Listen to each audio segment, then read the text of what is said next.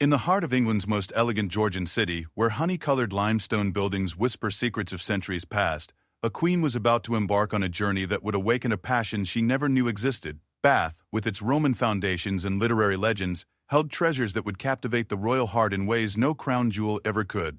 What began as a simple royal visit would transform into a profound connection with the artistic soul of a city that had inspired Jane Austen, Charles Dickens, and countless others.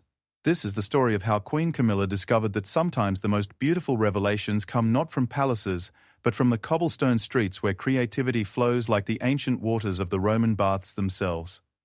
The morning mist clung to the rolling hills surrounding Bath as Queen Camilla's convoy made its way through the winding Somerset countryside. It was early autumn 2023, and what had been planned as a routine royal engagement was about to become something far more meaningful. The Queen Consort gazed out of the car window, watching the landscape transform from rural farmland to the distinctive Georgian architecture that made Bath a UNESCO World Heritage Site. Her private secretary had briefed her on the day's schedule: a visit to the Jane Austen Centre, a walkthrough of the Roman baths, and a reception at the assembly rooms. Standard royal fare, she had thought, but as they approached the city centre, something stirred within her that she hadn't expected. The elegant crescents and terraces seemed to glow in the morning light, their uniform honey-coloured bathstone creating a harmony that spoke to her artistic sensibilities. Queen Camilla had always harboured a deep appreciation for literature and the arts, though her royal duties often left little time for personal pursuits. As a young woman, she had been an avid reader, devouring novels with the same enthusiasm others reserved for gossip magazines. Now, approaching this city that had been home to one of England's greatest novelists, she felt a familiar excitement building within her. The car pulled up outside the Jane Austen Centre on Gay Street, and immediately, Queen Camilla was struck by the intimate scale of the Georgian townhouse. Unlike the grand palaces she was accustomed to, this was where ordinary people had lived extraordinary lives. The director of the centre, Sarah, greeted her warmly, and as they stepped inside, the Queen Consort found herself transported back to the early 19th century. The narrow stairs creaked under their feet, as Sarah explained how Jane Austen had lived in Bath twice in her life, first as a young woman seeking marriage prospects, and later with her family. Queen Camilla paused at a display featuring Austen's letters, her eyes drawn to the elegant handwriting that had produced some of literature's most beloved characters. She read aloud a quote from one of Austen's letters about Bath. "I really believe I shall always be talking of Bath when I am at home again." Something about those words resonated deeply with her. Here was a woman who, like herself, had found something special in this city. As they moved through the exhibition, Queen Camilla asked detailed questions about Austen's daily life, her writing routine, and her observations of Bath society.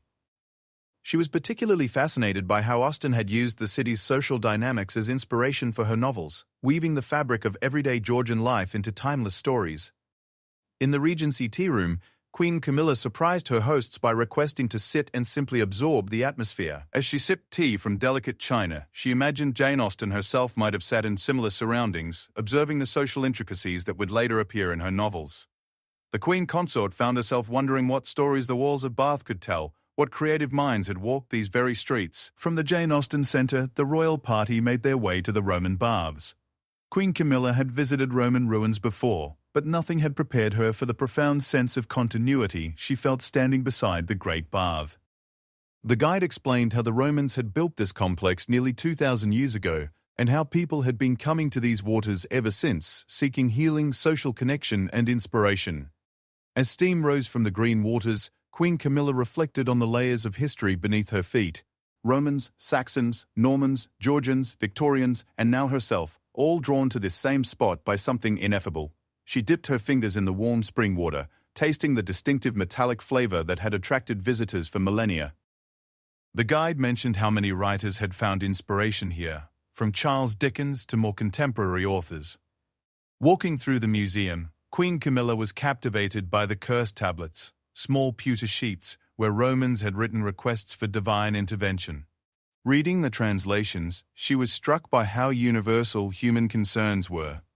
People had been writing their hopes, fears, and desires for centuries, whether on Roman curse tablets or in Georgian novels. The afternoon brought a visit to Mr. B's Emporium of Reading Delights, Bath's famous independent bookshop. The Queen Consort had specifically requested this addition to her itinerary after learning about the shop's reputation for nurturing new writers and celebrating literary culture. Owner Nick Bottomley welcomed her into the cozy, book-lined space that felt more like a literary salon than a commercial establishment. Queen Camilla moved through the carefully curated sections with genuine enthusiasm, stopping frequently to examine displays and ask about local authors. She was delighted to discover that Bath had a thriving contemporary writing community, with authors choosing to make the city their home because of its literary heritage and supportive environment. Nick explained how the bookshop hosted reading groups, author events, and writing workshops, keeping the city's literary tradition alive for new generations. In the poetry section, Queen Camilla discovered a collection of works by contemporary Bath poets, inspired by the city's landscapes and history. She read several poems aloud, her voice carrying genuine appreciation for the craft and imagery. One poem, about walking through the Royal Crescent at different times of day, particularly moved her. The poet had captured something she was beginning to understand herself, how Bath revealed different aspects of itself, depending on when and how you looked. The bookshop visit extended well beyond its scheduled time as Queen Camilla engaged in animated discussions with local writers who had gathered to meet her.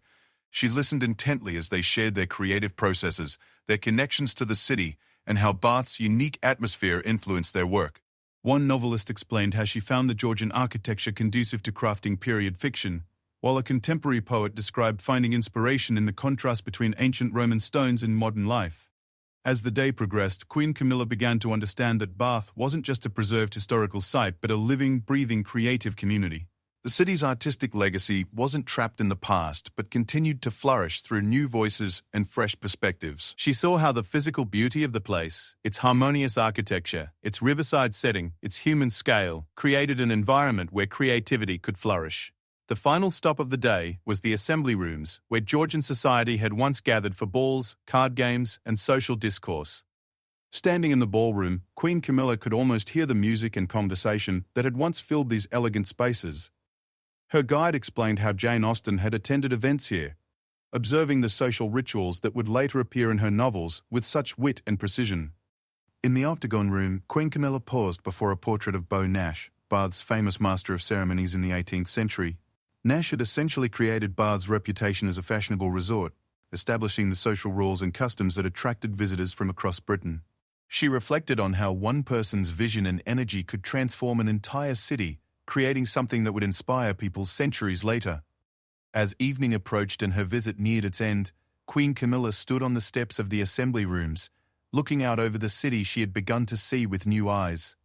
The golden Bath stone glowed in the late afternoon light, and she understood why so many writers and artists had found themselves drawn to this place. There was something about Bath that encouraged reflection and creativity, a quality that transcended any single period or style. Walking back to her car, Queen Camilla made an impulsive decision.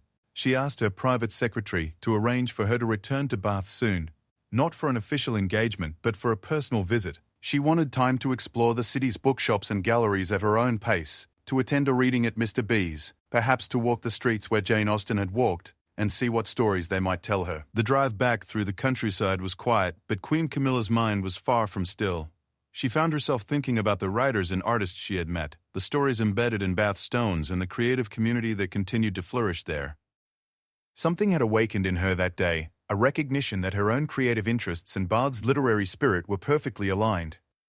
As her convoy disappeared into the gathering dusk, Bath settled into evening quietude, its streets and buildings holding the memory of another visitor who had been touched by the city's unique magic. Queen Camilla had arrived that morning for a routine royal visit, but she was leaving as someone who had discovered a new passion and a place that would call to her again and again. 3 weeks after her first visit, Queen Camilla returned to Bath on a crisp November morning, this time with a much smaller entourage and a personal agenda. She had thought about the city constantly since her previous visit, finding herself researching Bath authors, reading about its history, and even purchasing several books by contemporary Bath writers. The seed that had been planted during her official visit had begun to sprout into something more substantial. This time she started a day at the Victoria Art Gallery, a hidden gem she had learned about from one of the local writers she had met. The gallery housed an impressive collection of paintings depicting Bath throughout the centuries, and Queen Camilla found herself studying each canvas with the intensity of an art student.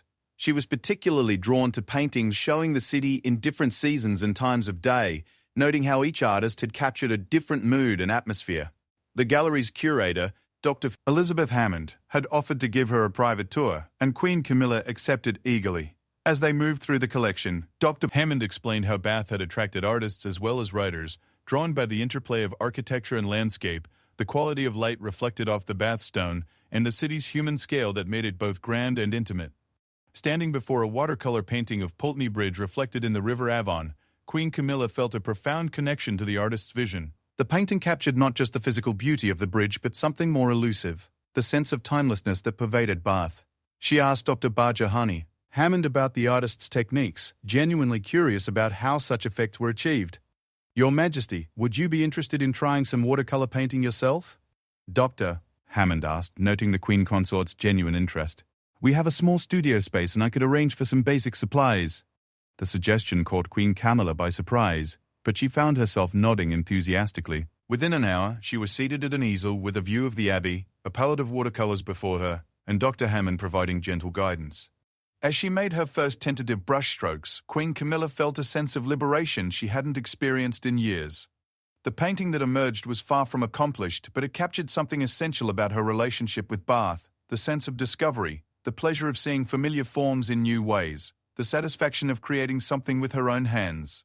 Dr. Hammond praised her use of color and encouraged her to continue exploring watercolor painting as a hobby. From the gallery, Queen Camilla walked through the city center, this time noticing details that had escaped her attention during her official visit. She observed how the morning light played across the Georgian facades, how the narrow medieval streets contrasted with the grand 18th-century crescents, how the modern city had grown around and incorporated its historical layers.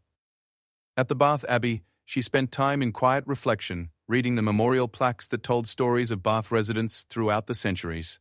Many were writers, artists, musicians, and thinkers who had chosen to make Bath their home.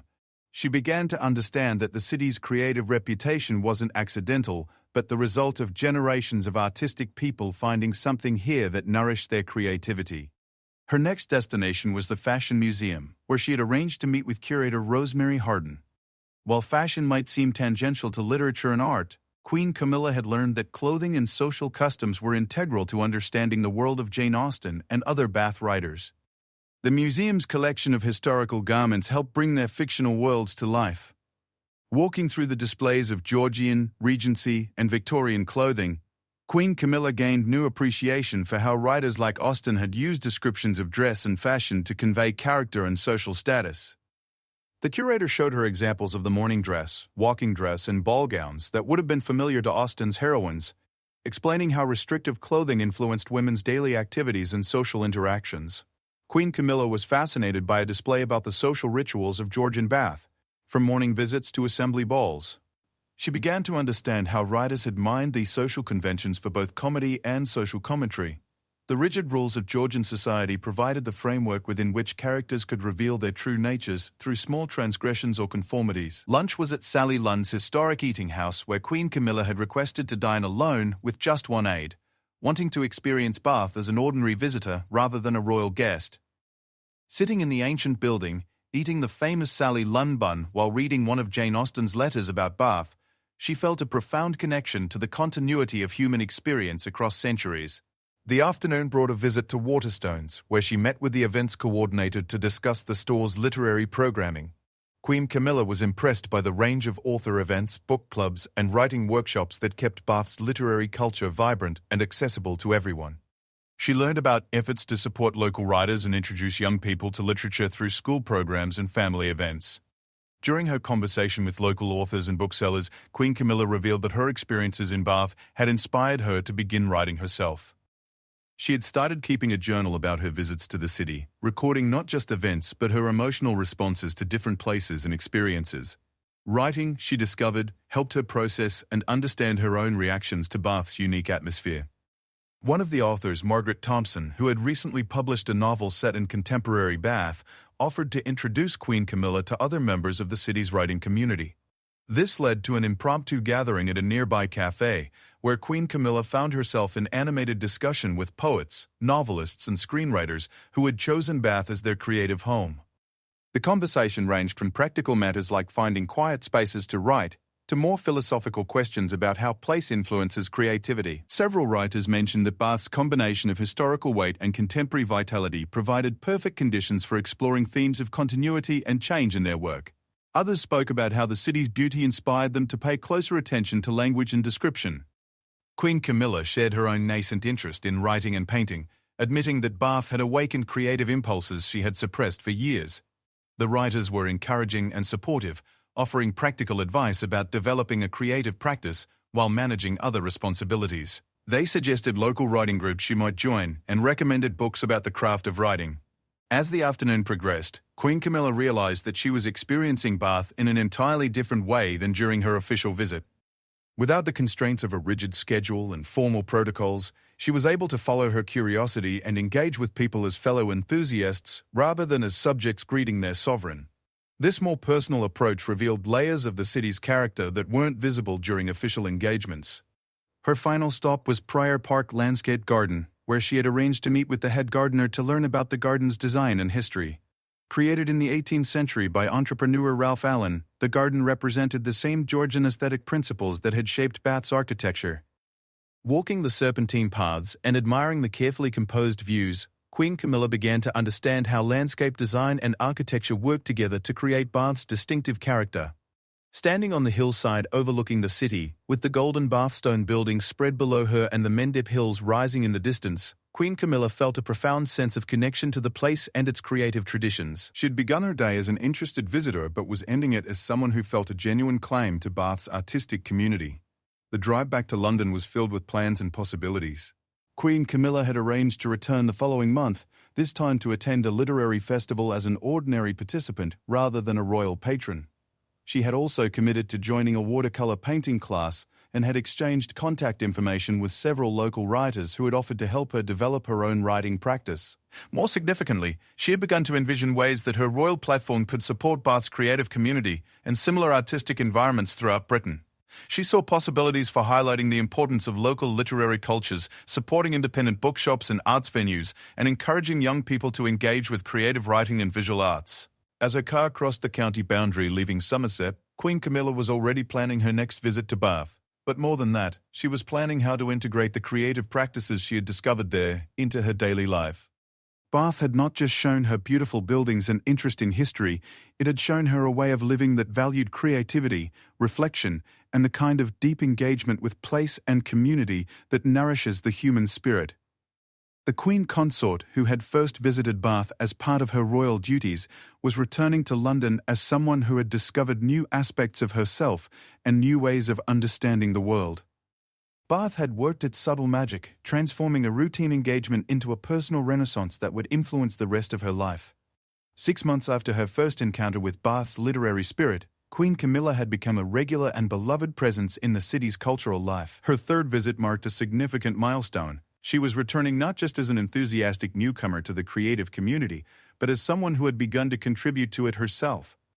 In her hands was a leather-bound journal filled with observations, sketches, and the beginnings of what would become her first published essay about the transformative power of place. The early morning found her in a small workshop above Mr. B's Emporium of Reading Delights, where she had joined a writers' circle that met monthly to share works in progress and offer mutual support and critique. The group, which included both published authors and enthusiastic amateurs, had initially been nervous about the prospect of a royal member, but Queen Camilla's genuine humility and eagerness to learn had quickly put everyone at ease. Today, she was scheduled to read from her Bath journal for the first time. The piece she had chosen dealt with her experience of discovering watercolor painting at the Victoria Art Gallery and how the process of trying to capture Bath's light and color on paper had taught her to see the city with new eyes. As she read aloud her description of mixing colors to match the honey-colored Bathstone, her voice carried the enthusiasm of someone who had found a new language for expressing long-held feelings. The other writers offered thoughtful feedback, praising her attention to sensory detail and her ability to convey the emotional impact of creative discovery. Margaret Thompson, the novelist who had become one of Queen Camilla's closest friends in the Bath writing community, suggested that the piece would make an excellent contribution to a collection of essays about Bath that the local writers were planning to publish. From the writing workshop, Queen Camilla walked to the assembly rooms where she was scheduled to meet with the director of the Bath Festival to discuss a new initiative she was proposing. Over the months, her experiences in Bath had convinced her that the city's creative community deserved greater recognition and support. She had been working with her private office to develop a program that would celebrate and support similar artistic communities throughout Britain. The Bath Creative Heritage Project, as it had come to be called, would establish partnerships between royal patronage and local creative communities, providing funding for literary festivals, arts education programs, and initiatives to preserve and celebrate local cultural traditions. Bath would serve as the pilot program, with successful elements later being adapted for other historic towns and cities with significant creative legacies. During her meeting with festival director Sarah McIntyre, Queen Camilla outlined her vision for expanding the festival's reach while maintaining its intimate, community-focused character. She had learned through her own experience that Bath's appeal lay not in grand spectacle but in the opportunity for genuine connection between artists, writers, and audiences. The royal support would enhance this quality rather than overwhelming it. The afternoon brought one of Queen Camilla's favourite Bath activities, a watercolour painting session in the courtyard of the Roman Baths. Under the guidance of local artist David Chen, she had been developing her skills over the months, progressing from tentative first attempts to more confident explorations of colour and composition. Today's subject was the Great Bath itself, with its steam and reflections providing a challenging but inspiring subject. As she worked, Queen Camilla reflected on how much her understanding of both Bath and herself had evolved.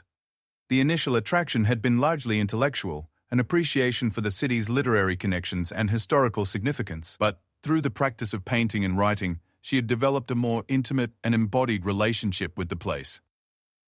She knew the way light moved across different buildings at various times of day, had learned to recognize the subtle color variations in different types of Bath stone, and had come to understand how the city's topography influenced both its weather and its social geography. Her painting session was interrupted by the arrival of a group of school children from a local primary school who were visiting the Roman Baths as part of their history curriculum.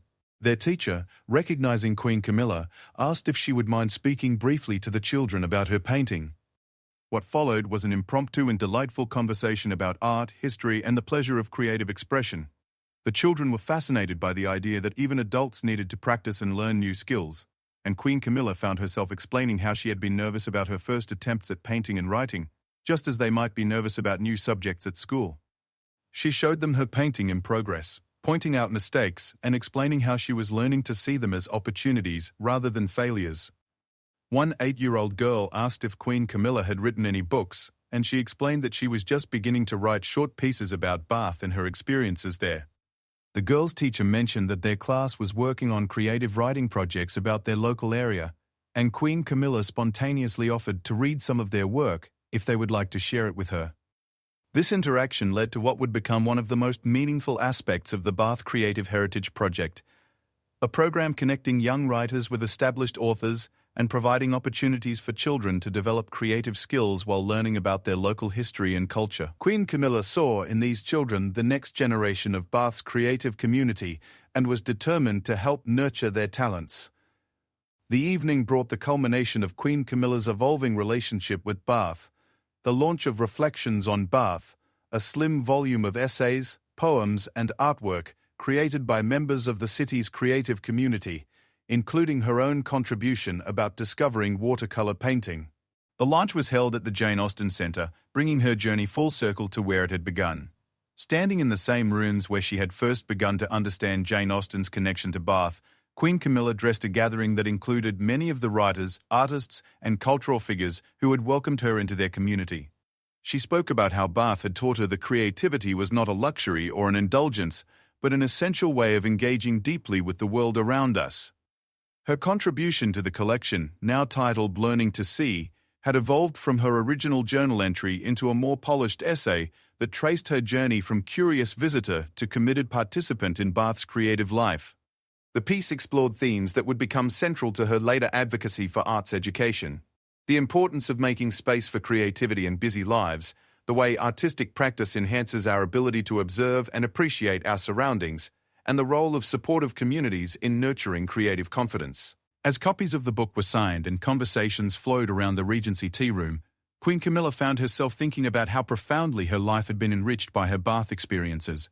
She had gained not just new hobbies but new ways of understanding herself and her role as a public figure.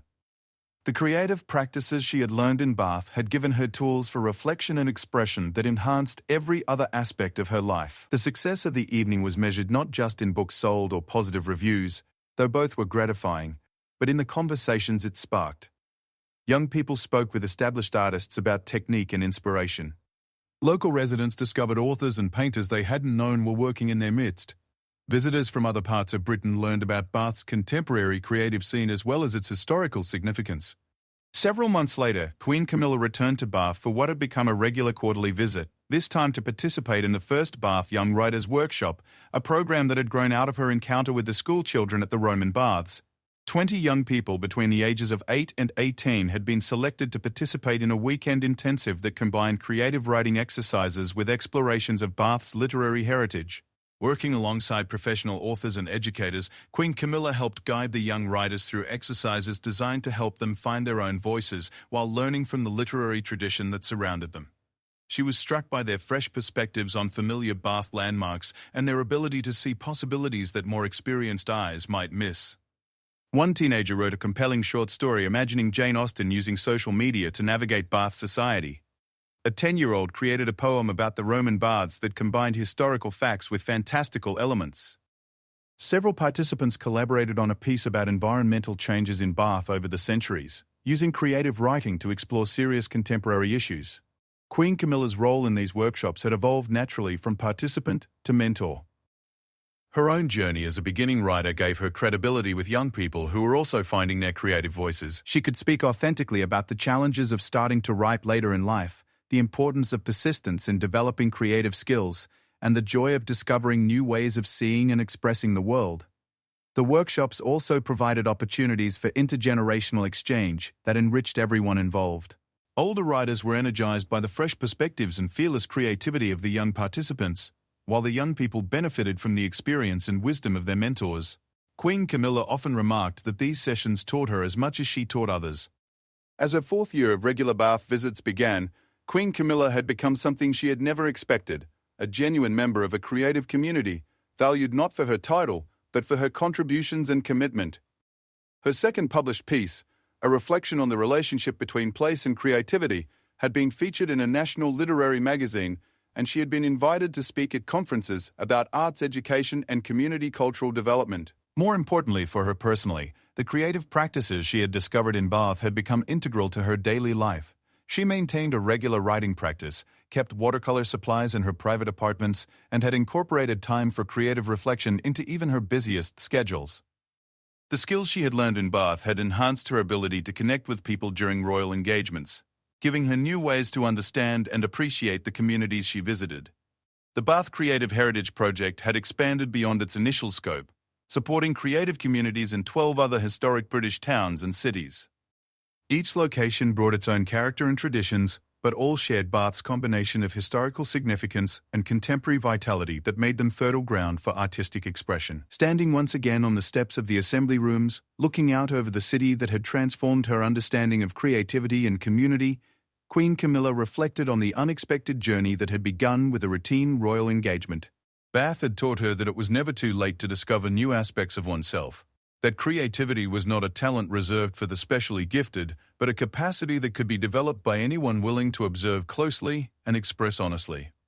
The golden Bath stone glowed in the late afternoon light, as it had on her first visit years earlier.